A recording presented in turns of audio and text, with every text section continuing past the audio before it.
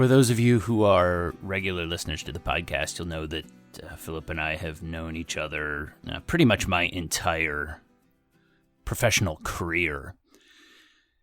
And the topic for this week of how to put together a model week is something that Philip taught me very early on. As soon as I started working, we started doing self-development Wednesdays. We'd go out to lunch at Dairy Queen, get hot dogs and tater tots, and have our self-development workshop every Wednesday at lunchtime. And the model week was one of the first things that we discussed. Social styles that we covered last week, the values exercise that we'll cover in a future episode, and the what do you want for yourself process of personal goal setting, all of those things.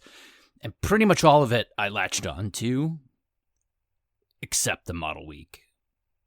I just could not wrap my mind around the idea of, even as the analytic driver that I was, of mapping out my time.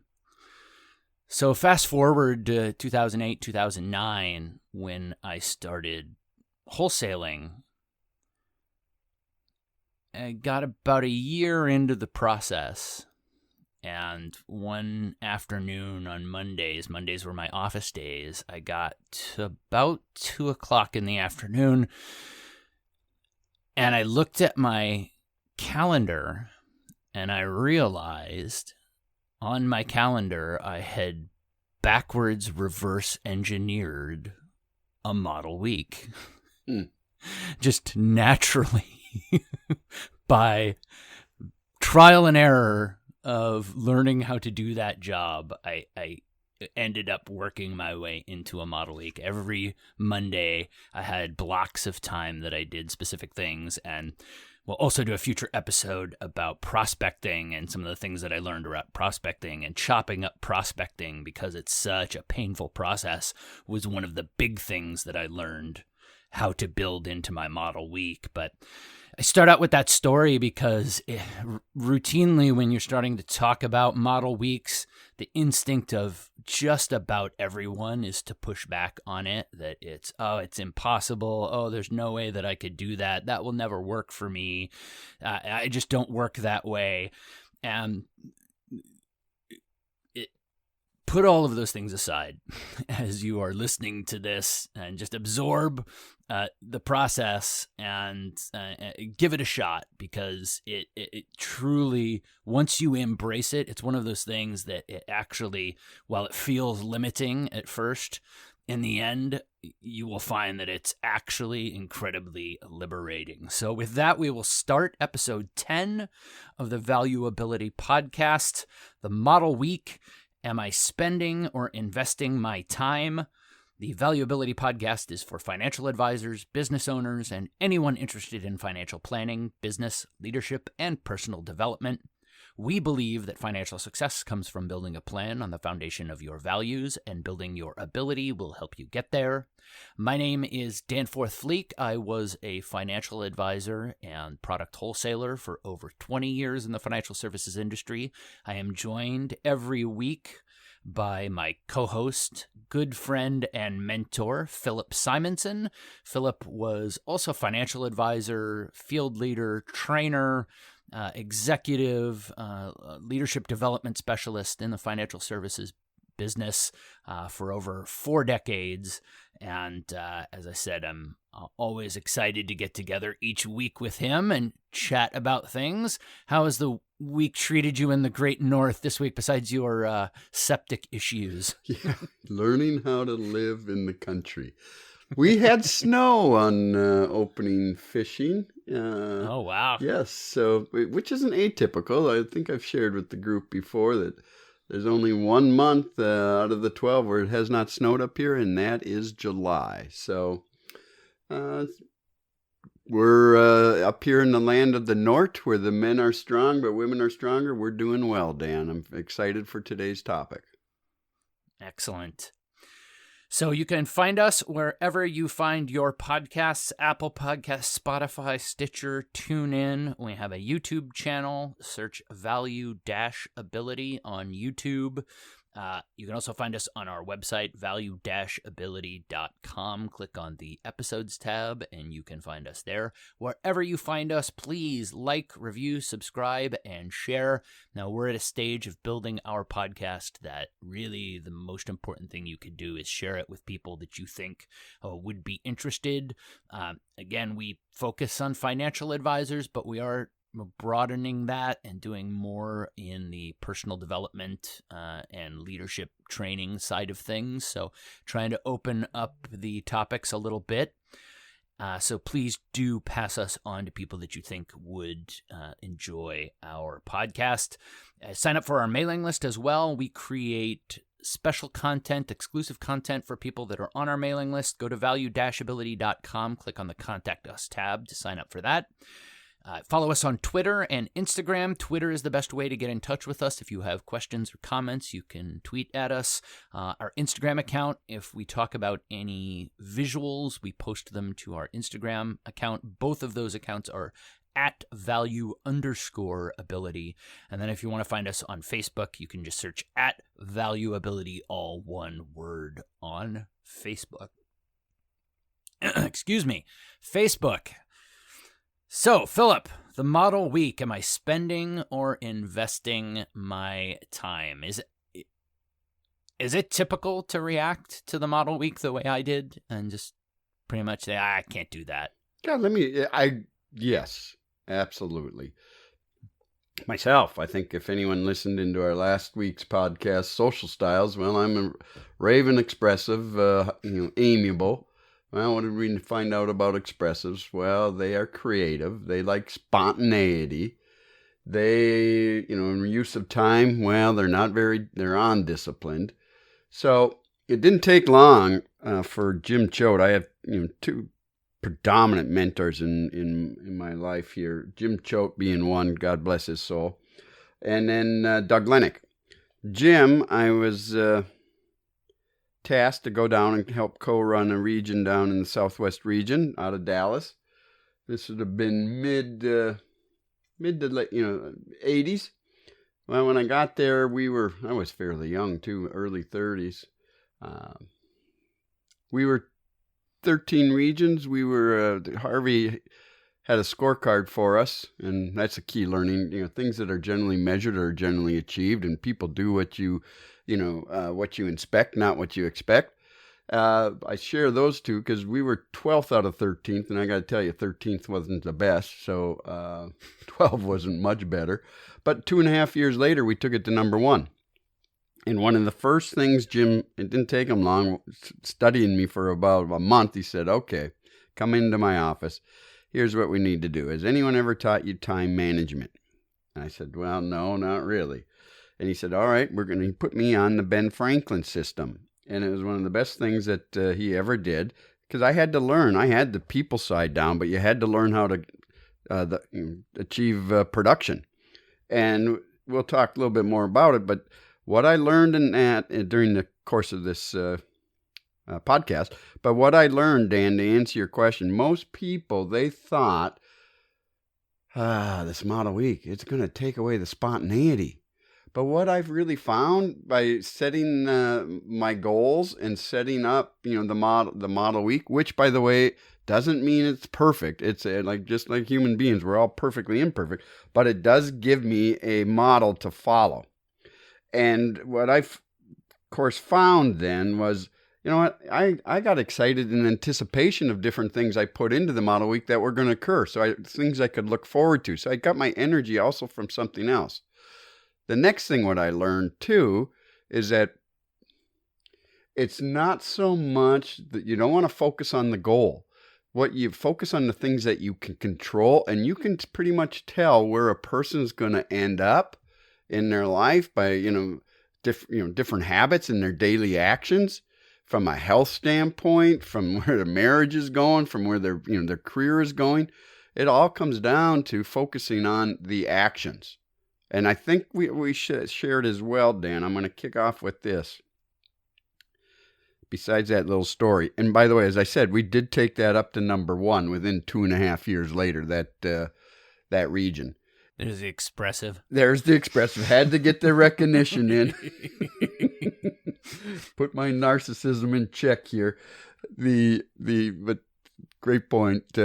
What we did also learn, and we talked about this, Dan, to run a successful practice or business, you must manage these 3 things. And they are net income, then processes, and then people. Today, we're going to be talking about the processes and the focus and the need to focus on the processes. And we're going to call those processes your KPIs, known as key performance indicators or your key critical tasks. And Doug Lennox then taught me, my other mentor, there's 5 profoundly simple steps to goal development. He learned it from Leroy Greer, I want to say. But they're simple in concept, but not necessarily easy in implementation. And these 5 profoundly simple steps are, and it's no different than what a lot of financial advisors or engineers and anyone who does any type of planning will incur. First, have a goal. Second, then, once you have the goal established, then lay down the key activities. From the key activities, then you got to implement. And when you implement, then you want to assess your readiness level and what type, is it high or low to be able to do the task successfully? And if it's low, get some support.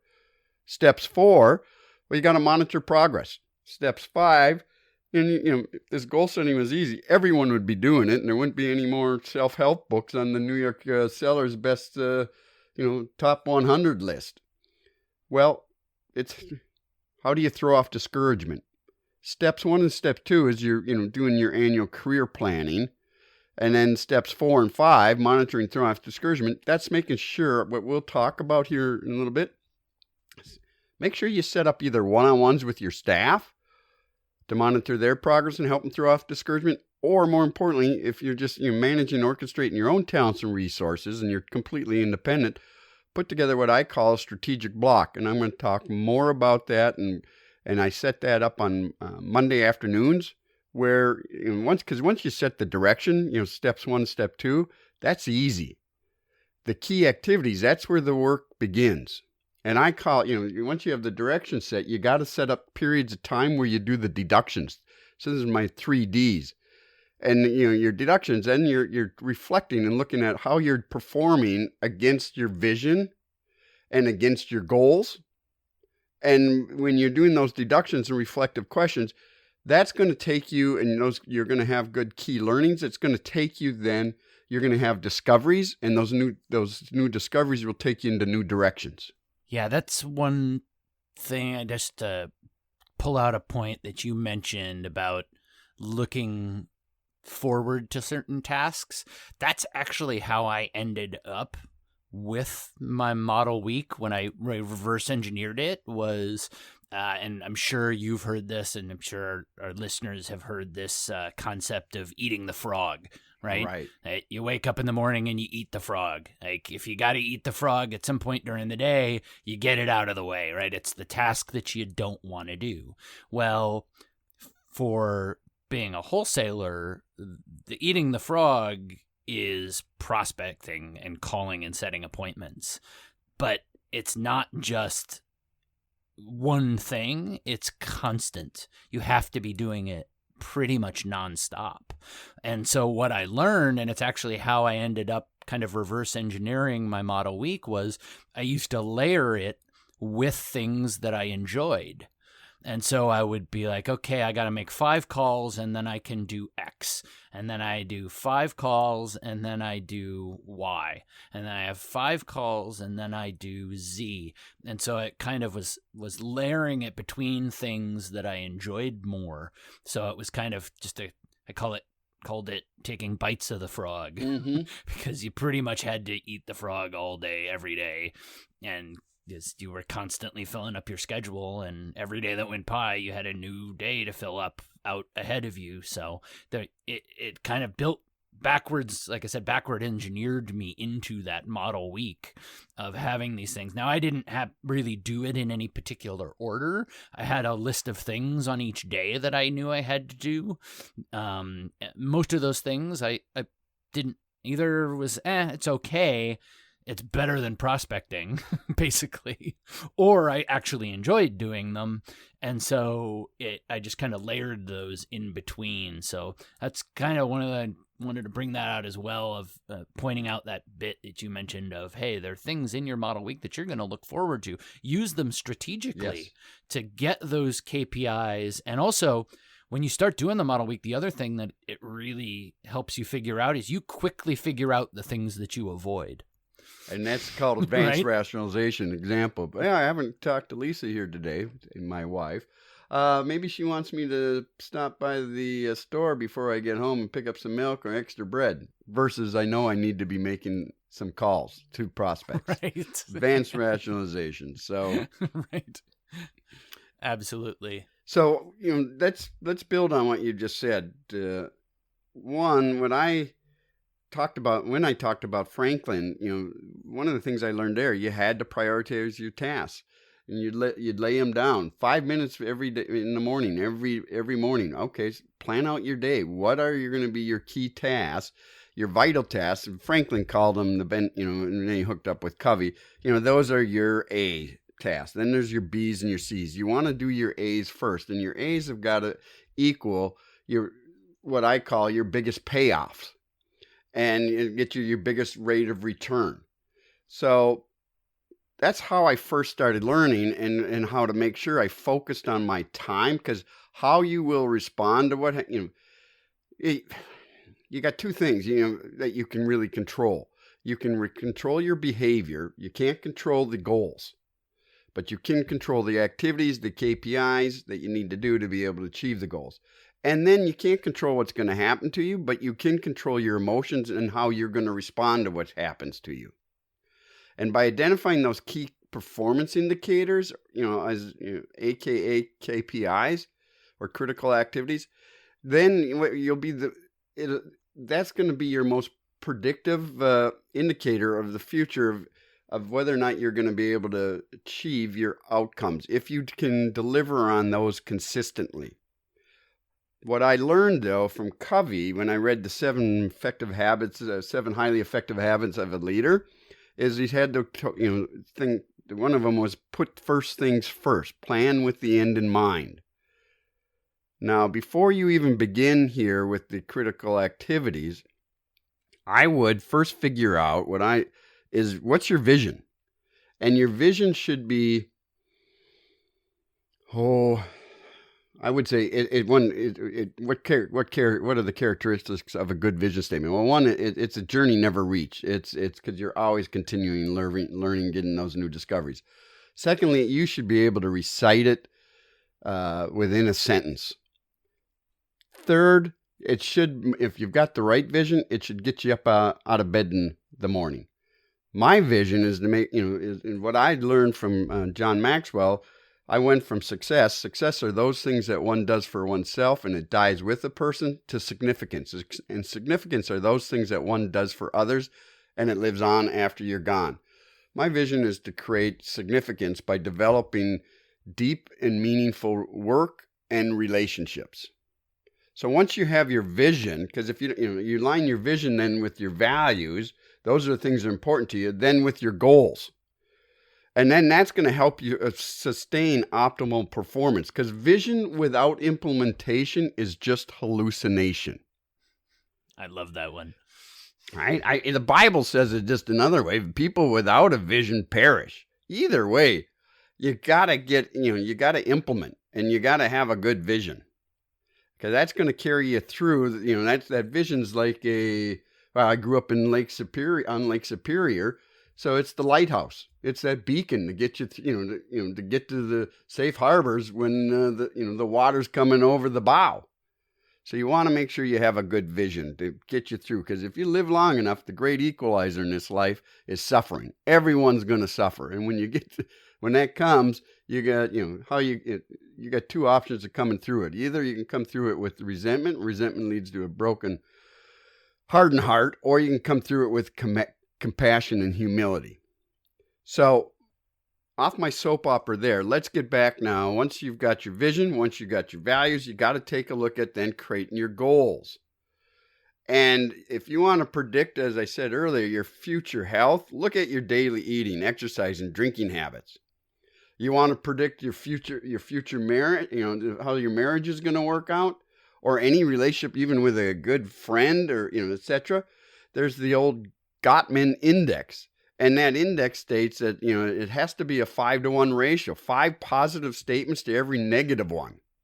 And that's the ratio in family therapy and family sociology. It's based upon findings that marriages that end in divorce and marriages that are not deemed and defined as happy, well, they've got it reversed. There's more negative comments than positive comments.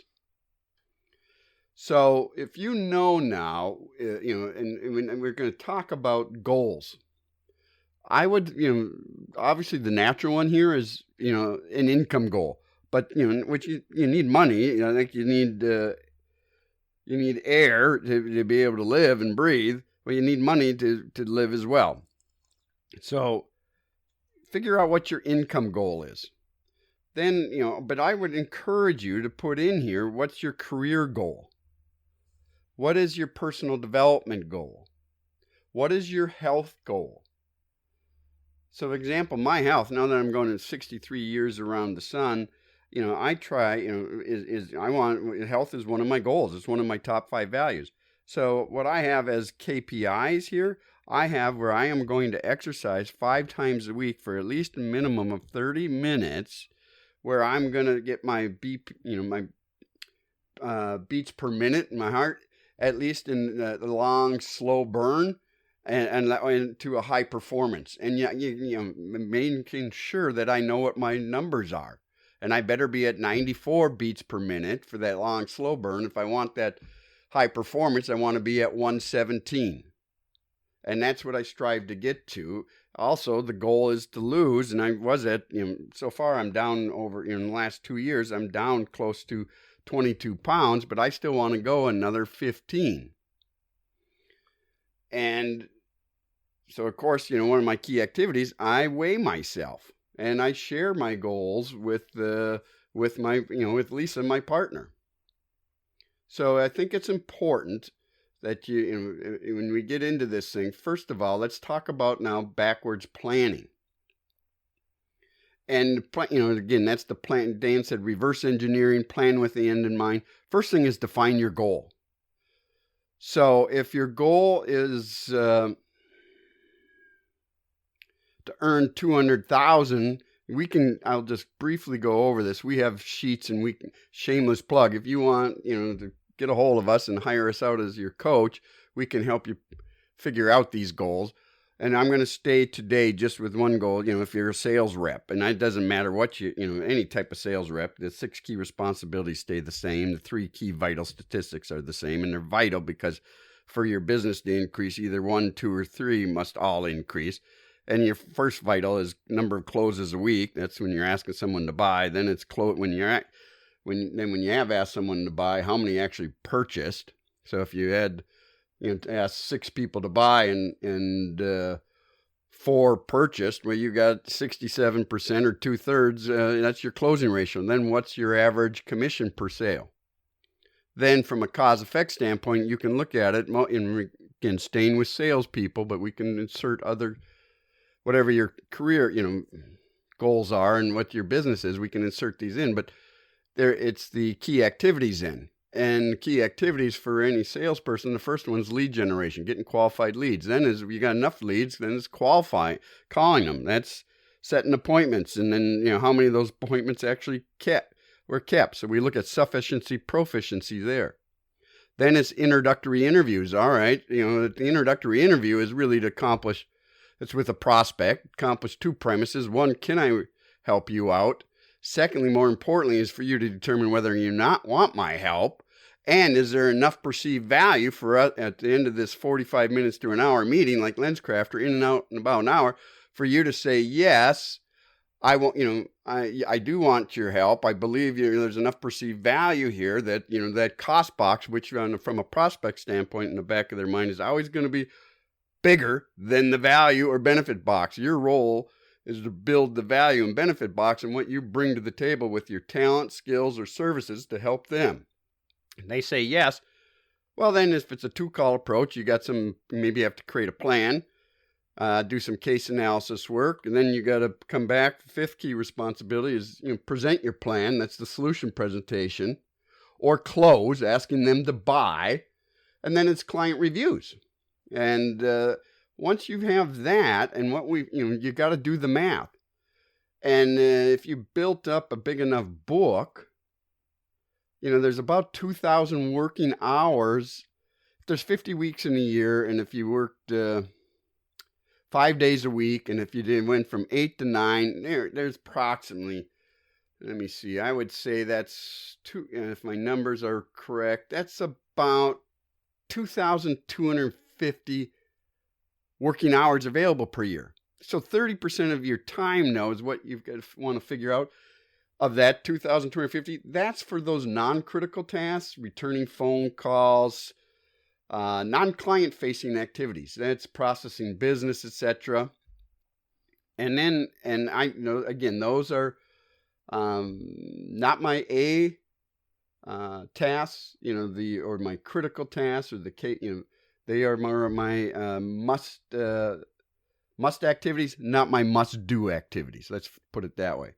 So that leaves us with 1,500 hours left for client-facing work. Well, that's about 8 hours per year per client, because in-person meetings, if you're doing 2, all right, if in-person meetings is about 2 hours, you're going to need 2 hours. 2 hours, prep, you're going to need 2 hours to prep. Phone time, figure all throughout the year, 2 hours, and then account maintenance 2 hours. Well, there's 8 hours. And so that would give you about 188 clients. You can actually, that's the max. Now, a point there would be, depending on your business, that might be different, right? Absolutely. If you're on a front-end heavy business that is more of a transactional type business where you're selling, say, a portfolio of headshots for photos or something like that. Exactly. You might be much more front loaded on the prospecting side of things. So you just need to sit down and figure out in your business, how does that, like, we're using financial advisor or a salesperson as an example here, but the first step of that process is sitting down and breaking out what your process looks like for developing clients, and then follow up. Maybe the follow up then might be as simple as doing marketing campaigns using constant contact or something like that. If it's more of a transactional type business where you're just kind of dripping on people, where you don't have like a quote unquote review process. Correct. Right? So that just wanted to jump in and great. Appreciate that, Dan. And that's a great point, because I'm going to build on that. No surprise there, right? But you said it. Once we figure out what your goal is and we backwards plan that goal, if it's 200,000, and if there's just 2,000 working hours in a year, well, then you're making, that's $100 per hour is what you're earning. Is quick math on that. But if it's 200,000, we'd have to subtract out how much is coming from existing retaining business, reoccurring. Subtract that out, because then we're going to have to determine because then we're going to figure out what the new amount of commissions or fees that you've got to generate in order to achieve your goal. Well, then we divide that by the number of weeks, and that's what you need per week. And then we divide that by your average commission per sale. That's going to tell us how many sales you're going to need, and then from there, divide that by your closing ratio. That's going to tell us how many people you need to buy with that amount of closing ratio for that average commission, times that number of weeks, backwards into your plan. Then we'll have to look at some of your key activities. Is it 3 initial interviews to 1 plan sale? Then to get the number of leads we're going to need, and from the number of leads to determine the phone call. So you can see that it's a mathematical equation that we'll work with you on, or you can put it together yourself. But as Dan said, once you got those KPIs, critical activities, just for a week or 2 weeks, figure out how much time it takes to do each of those tasks. So the number of times you need to be doing them. When you are doing them, put a clock to it. We got a sheet that you can use that then figure out, okay, this is the amount of time I'm spending on each of these tasks. Because ultimately what this is going to go into, and that would be your next step, is it's going to be going into a calendar. And so let's, from there, which that calendar turns into your model week. So here's some tips, though, that I'd like to share with you on the model week, and I'm sure Dan, you'll add some from your personal experience as well. But is there anything else, Dan, you thought before we go to the model week that I should cover? No, the one thing that I would just say from my personal experience is tying back into the initial story is, in my experience, I found very few people, and there's some, that get out of bed solely around the goal of making X amount of money. And for sure, this was my problem early on in my career. I mean, I like money as much as the next person, but it never drove me in terms of my work.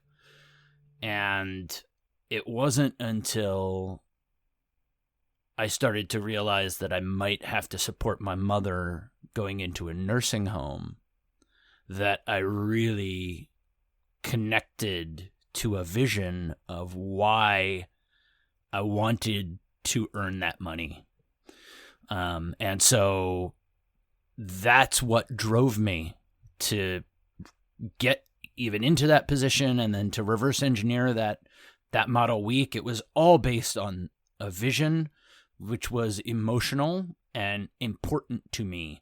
And so your point about connecting to the vision, sure, it can be, hey, I want to make, X amount of money, but it's so much more powerful if it's, I want to send my kids to college, or I want to make sure that I'm able to provide for this for my family, than just a number. And then conversely, interestingly enough, after my mother passed away, I wake up one day and realize, why am I still knocking myself out to make all this money? My reason for it is gone. My vision was gone. And then I realized that I needed a different vision, and it didn't include being a traveling salesperson anymore. And so I left that world behind. So in my experience, that power of having that connection to a honest to goodness vision is so important. Much more important than, hey, I just want to make X amount of money. Yep, there are people out there that can get out of bed every day motivated for that. But what I find is, once people get enough money where they're comfortable, very few people are motivated to, hey, I just want to make twice as much money just because. So I just wanted to throw that in there before we got into the particulars. No, very good. Very good. So now if you've got the model week put in place, you know your key activities, you know a number of times that you have to be performing these key activities or in order to achieve the goal at the end of the year. I'm going to share with you some tips. And here's my first tip. It's a formula. R equals A times E. R equals A times E. Results equal activity times effectiveness. Or revenue equals activity times effectiveness. What I will suggest to you is at the beginning, if you're new to doing these sort of activities, you're not going to, and this is be a new task doing the model week and putting this on, you're not going to be very efficient. But what activity time, doing the repetition, the mother of all learning is repetition. You do enough repetition or activity, you're gonna, if you do any self-reflection, you're gonna get more effective. And if you're gonna get more effective, you're gonna start getting better results. So that's the first thing. Next is when you're doing your business planning and for the year, make sure I would encourage you to put in your personal goals, because it's just not money, as Dan said. Again, if it's being a good husband, being a good parent, if it's being a good spouse, and health, etc. Figure that out. Sit down with those people, particularly if your children are. Here's a radical concept: if your children are old enough, ask them, "Hey, what constitutes being a good father to you? What constitutes being a good spouse to you?" And then let them end up defining it, and then build it in to your plan week. Because the challenge we have in today's society, everything is moving so fast. It's about this balance, and I don't know if you'll ever really reach balance. You'll be out of balance, but at least when you're out of balance, then you share it with those people you care the most about. And I'm going to tell them I'm going to be out of balance here for a while, because I have these things that I have to get accomplished, so that we end up achieving these other things. It just opens up, so you can if you share this with other people, and those people you care about and love, they're going to help you with the personal responsibility. And that's a word that's missed. Two words that are missing in society today: personal responsibility. That means own it. So once you own it and you share it, and then what I would do, and one of the tips I have, if around interviewing. When you're interviewing, make sure when you're putting in those blocks of times, if it's in a meeting with a prospect or a client review or a close or whatever they are, build out 15 minutes between the interviews for run over time. And then you can also get you a little time, if you don't run over, you can prep for the next meeting. And I also like to keep things. I like my closing interviews where I was asking for the business. I like to put those on Monday and Tuesday, because once I got the results, that helped carry the momentum to the rest of the week. So that's going back to what Dan said. Psychologically, know how you work. Know when is your best time. Also put in big blocks of time. If you're doing finance in the financial advisor arena and you do financial planning, what you want to make sure you do here is the stop and starting. So on Thursdays from 1 to 4, that's when I built out my plans. And I could stay with one activity versus starting and stopping. Those non-critical tasks, following up on emails, phones, text messages, etc. Again, if you're allowed to do text messaging within your BD, I used to do that, from 8:30 to 9, 11:30 to 12, and from 4:30 to 5. And the reason I did that at that time is if I had to return phone calls or make phone calls, people usually, they're busy. They're in their office getting ready to go to meetings for that morning. They come back at 11:30, and they might be going to lunch, or they're going to be working through the lunch, but they're Attila the Hun, who keeps a great gatekeeper, keeps you from accessing them. They go off to lunch, so you got a better chance of talking to the person at that time. Or again, 4:30 to 5, they want to hurry up and go home. So you minimize the chit chat. And I would share with my clients, these are the best times to get a hold of me. The rest of the times I'm in meetings. I've got one advisor I'm working with right now. She has built out her website, and and you'll see these tools now where they can pick a time when to meet with you. Well, she can make sure you control your calendar. Don't let anyone else control your calendar unless you're your assistant. You used to put that on your voicemail as well, too, right? Yes. Like, hey, I only return calls during this time frame. Still do. Yep. Yeah, exactly. So then I would let them know, and I would share with them, here's the best times to get a hold of me, and otherwise I'm in meetings. And manage expectations, let me know if it's urgent. You need it within 24 hours. Be specific so we avoid telephone tag. What is it you're exactly looking for? So then I can, if I have to get back to you, then I got a better chance of doing it the first time. I also found in building out a week, the less I liked a certain task, the more specific I needed to be with it. So as an example, if it was something that I didn't like or dislike, as an example, doing my expenses. I didn't hate it. I didn't like it.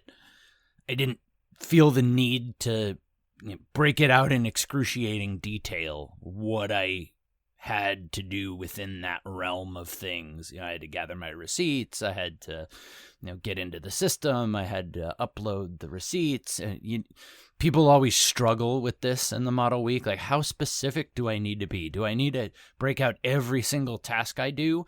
And I found the less I liked it, the more specific I needed to be. Because if I gave myself leeway, I would cheat and hammer around the edges of what I wanted to do in that sphere. Whereas if it was something that I was like, I know I need to do it. I either like it or I don't really like or dislike it. I could just put a block of an hour and say expenses, and then I could get it done.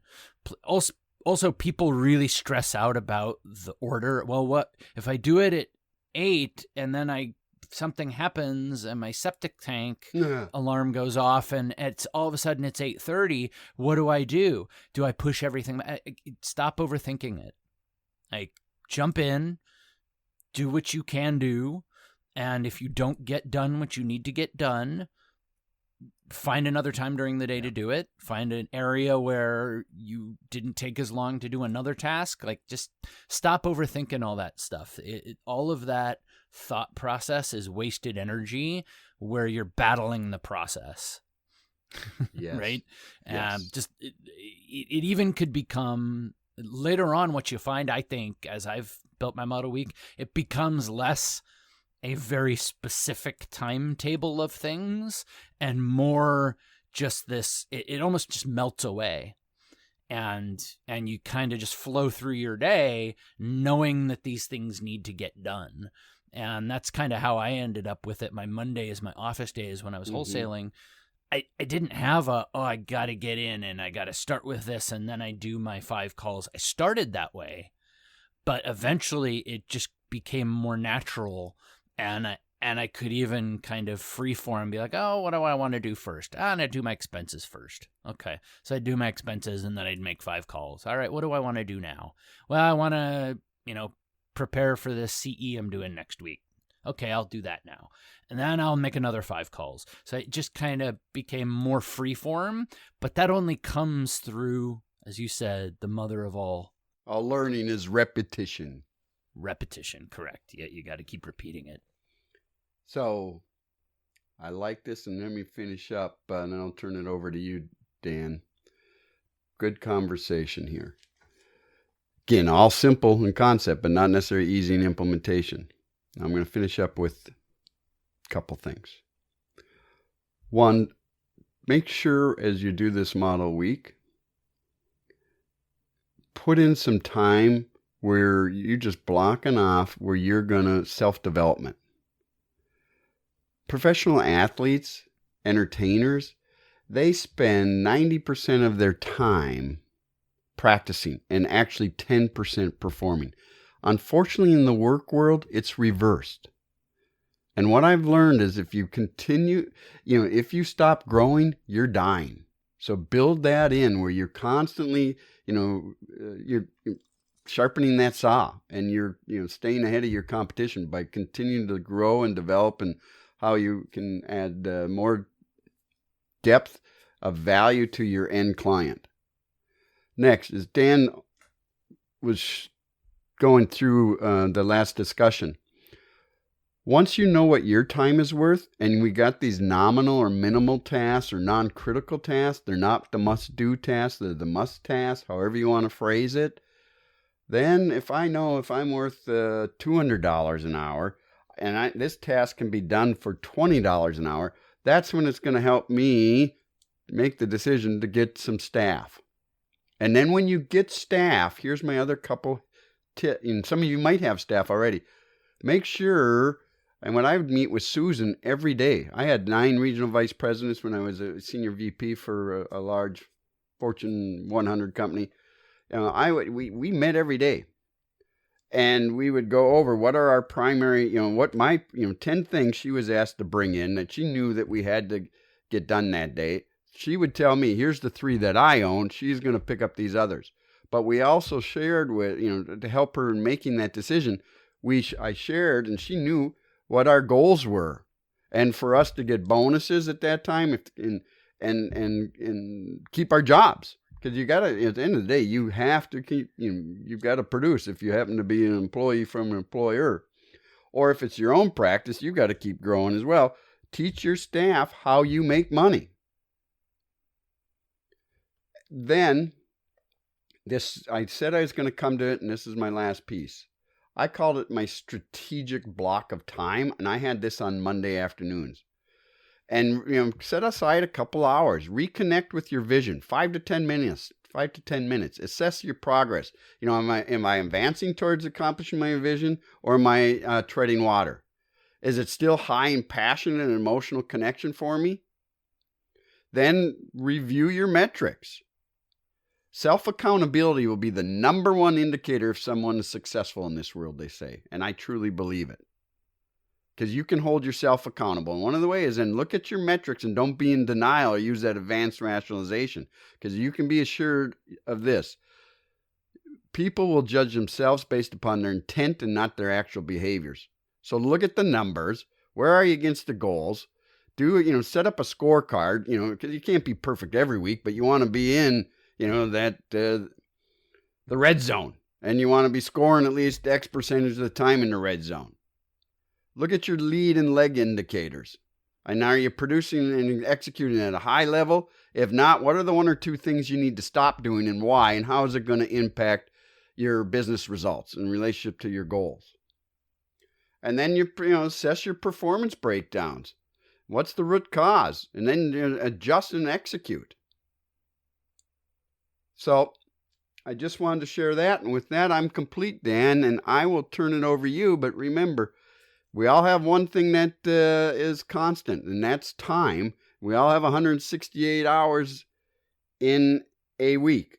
And your number one currency as you look through your life, and if you're young, it might not seem that case, but I would, now at the other end, at 62, 63, I tell you, right at this present time, for me, my time is my number one currency. It's versus money, but I at least now have those options of having that. But to get there, to have where you have financial independence, where work is optional, retirement's affordable, you have to focus in again on those vital or key KPIs, and stay and don't beat yourself up. Know that we're all perfectly imperfect, and you will get there if you're willing to be self-disciplined here. Excellent. I'll just make a couple of follow-up points on that. Every single time I work with someone on a model week, when you get to the point where you're talking about that self-development time or that reconnection time or your strategic planning time, I don't have any official way to denote this other than my own anecdotal number. 9 times out of 10, the response is, "Oh, I'll never have time for that." And the universal answer is, you absolutely won't have time for it if you don't plan to have time for it. Right? And that's what the model week is built for. The model week is built to get all those other things out of the way so that you can have time for those things and make time for those things. And then secondly, the other thing I think that probably led me into building the model week when I became an external wholesaler was, as an internal wholesaler, we had very specific daily KPIs. How many calls did you make? How many hours were you on the phone? How many advisors did you contact each day? And so we learned to build in call blocks where you would dial outbound for 2 to 3 hours and not answer your voicemails, not look at your emails. You would sit and focus on the task to hit that performance indicator. And what you learn is, by shutting everything else out and focusing on that, you actually end up creating more time in the long run. And so it's the continual pushback of people that, oh, I've got to take that call from that client. Oh, I've got to take that. As long as you chase your business that way, you're never going to have the amount of time. You have to take control of it, and it's the model week that allows you to do that. Let that client go to voicemail. They can wait 45 minutes. They can wait an hour. They can wait 2 hours, and stick to that schedule of calling at the end of the afternoon or the end of the morning or the end of the afternoon, as you mentioned, and you will learn to find that time. So with that, we are going to wrap up the main topic for today and move on to our article review. This week, 7 mistakes people make when choosing a financial advisor. We'll put a link to this in our Twitter feed and then also put it on the Value Ability website, value-ability.com. Click on the content tab and look under episode 10, and we'll have a link to that there. Philip, do you want to start out with this, or do you want me to jump in? You go ahead, Dan. I've been doing too much talking here today. No, absolutely. It's been great. So a couple of points. Again, we do a number of articles where there are a list of things. I'm not going to read through all of them, but I do want to pick out a few and comment on them. Number 2, hiring the first advisor you meet. Absolutely agree with that. Hiring an advisor is like, I always liken it to hiring a therapist. Very rarely is the first one you talk to going to be the right fit for you. And you need to find one that is the right fit for you. And that generally means at least contacting 2 to 3 on the phone, if not 3 to 5 on the phone, and then meeting with at least 2, if not 3, face-to-face. It is a time-consuming process, but this is such an important relationship. And then it leads into the second one, picking an advisor with an incompatible strategy. If you don't talk to multiple advisors and you don't meet with multiple advisors and you just pick the first one, it's very likely that you're going to end up with someone who isn't a good fit for you. Now, many advisors throw themselves out as generalists. There are advisors that are good at being generalists, but I mean, what's the saying about that? If you try to be good at everything, you're generally good at nothing, right? Like, find somebody that works with people. That if you're a teacher, find somebody that works with teachers. If you're in the medical profession, find somebody that works in the medical profession. I often found that my advisors who worked with specific industries knew things about those industries that other advisors did not know. So yeah, even if it's just somebody that is more of generalcy, what is the predominance of their book? Is the predominance of the book younger, older? Are they, maybe working in a business that's close by to their office? Here in the Twin Cities, we have 3M, so there are advisors that know 3M's pension plan frontwards and backwards.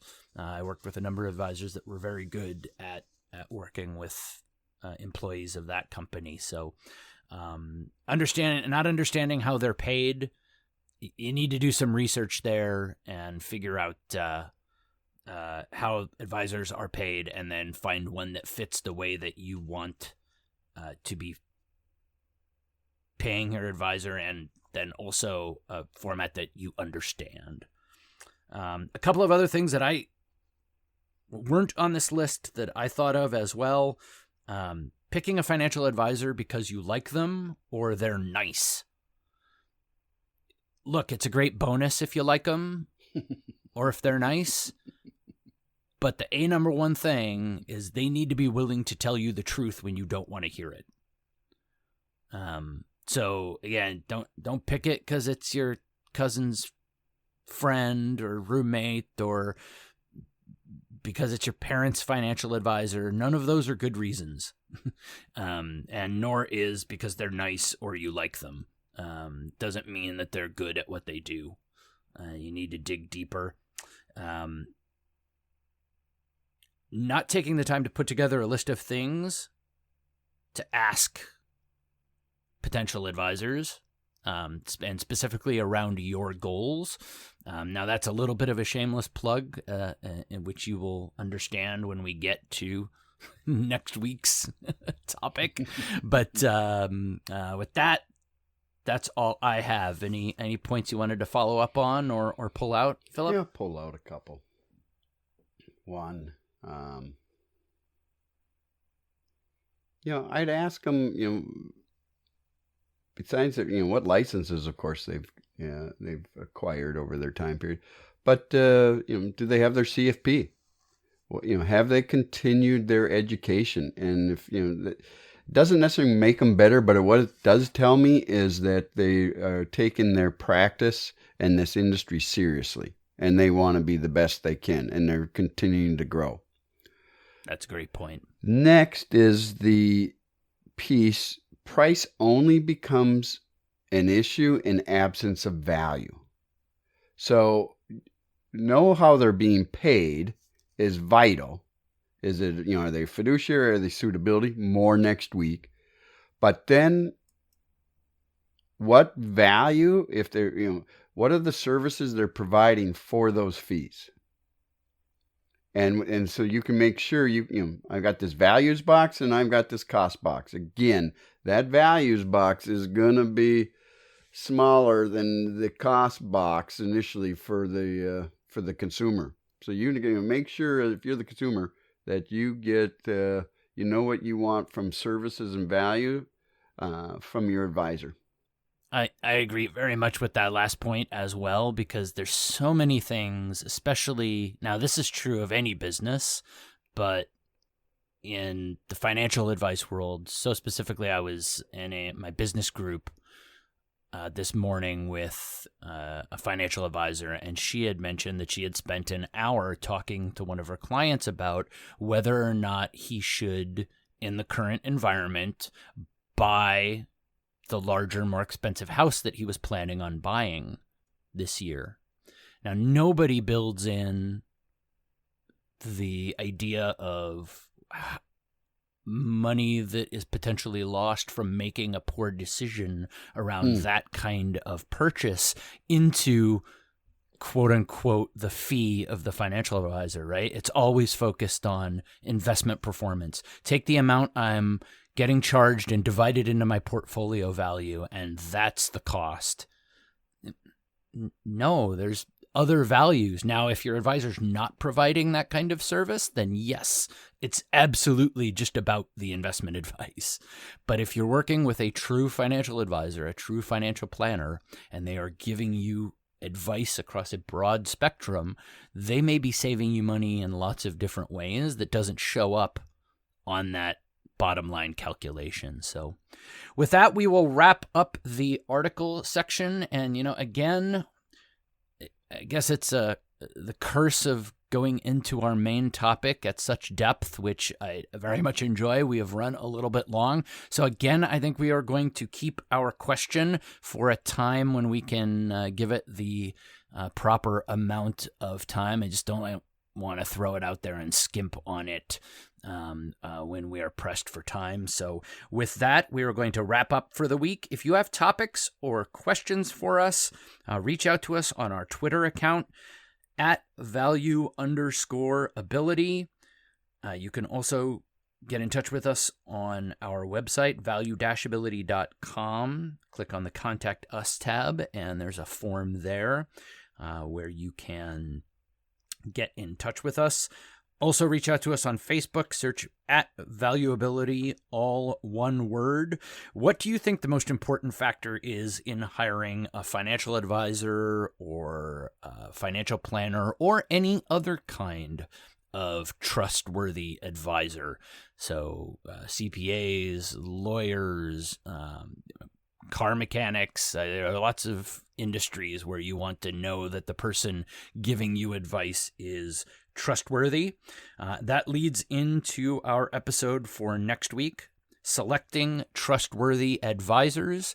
We are going to give you a set of questions to ask for any kind of advisor, not just financial advisors, could be any type of advisor and why those questions are important. Sign up for our mailing list, value-ability.com. Click on the Contact Us tab. We put exclusive content out to people on our mailing list. Wherever you find us, please, the international mantra of podcasters, like, review, subscribe, and share. Please pass us on. It really does help us out. Thank you so much for listening.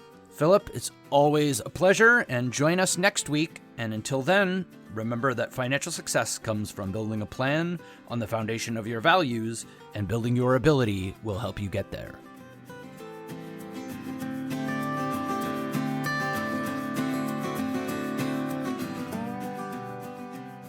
This is a podcast collaboration, not a peer-reviewed journal or a sponsored publication. We make no representations as to accuracy, completeness, correctness, suitability, or validity of any information in this podcast, and will not be liable for any errors, omissions, or delays in this information, or any losses, injuries, or damages arising from its display or use. All information is provided on an as-is basis. It is the listener's responsibility to verify their own facts.